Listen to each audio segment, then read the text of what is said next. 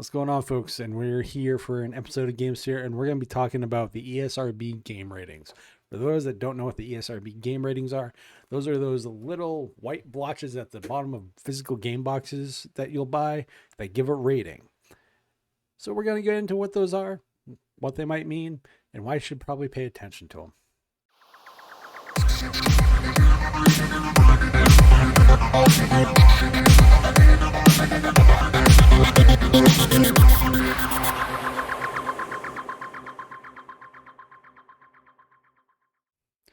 So first up, we're going to have a little history lesson. What is the ESRB? The ESRB is the regulatory commission board, call it whatever you want, that rates games based on the content thereof. It's a self-built and self-regulated part of the game industry that was developed mostly because back in 1994 because of games like Mortal Kombat and various other games that really didn't have ratings at the time or what their audiences were for, because the PRMC is, oh my God, these are what the industry came up with.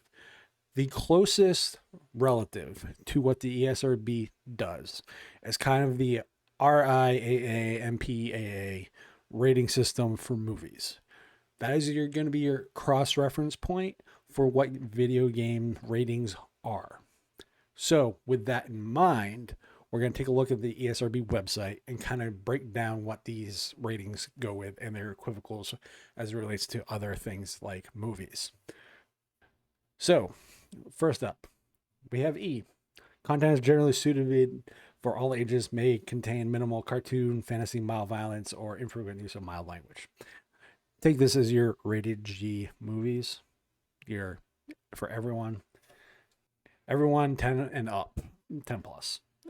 Content is generally suited for ages 10 and up, may contain more cartoon, fantasy, or mild violence, language, and or minimal suggestive themes. Suggestive themes usually involve adult humor in some way, shape, or form, character depictions, etc.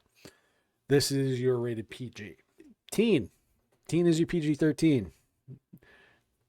Content is generally suitable for ages 13 and up, may contain violence, suggested themes, crude humor, minimal blood, simulated gambling, or infrequent use of strong language. Teen is generically not as stringent on the language portion of, let's say, a PG-13 version. Most games will have a healthy dose of more adult-related content as far as either the story, the subject matter, the gameplay will usually feature that kind of stuff and whatnot. So again, equivocal is a PG-13. Now, again, these are going by the U.S. standards. These are not the PEGI ratings that you can get for like over in other countries. These are strictly just the American ESRB, RIAA, MPAA rating look at in comparison. Next up, we have M17 plus, rated mature games. Content is generally suited for ages 17 and up, may contain intense violence, blood, gore, sexual content, and or strong language. This is your rated R. This is the one where people go, oh my God, why is little Timmy playing, GTA? It's no different than, oh my God, why is little Timmy going and watching a rated R movie? It's something that parents and other people have to take into consideration of what they feel people are able to, let's say, handle. Some people when they're younger are more mature when they're younger than some others. It's just that way. Generically, this is the one that gets stuck on a lot. This is the one a lot of the press will usually kind of beat on as far as, violence in video games and blah, blah, blah. Really what it boils down to, though, is these ratings need to be paid attention to. And next up, we have adults only, 18 plus. Contains suitable only for content only suitable for adults 18 and up. May include prolonged scenes of intense violence, graphic sexual content, and or gambling with real currencies. What they mean by the real currency part is microtransactions. But generically, and serious note, they mean like real world gambling. So adult only games are basically your NC-17 or whatever after that rating, or rated X ratings.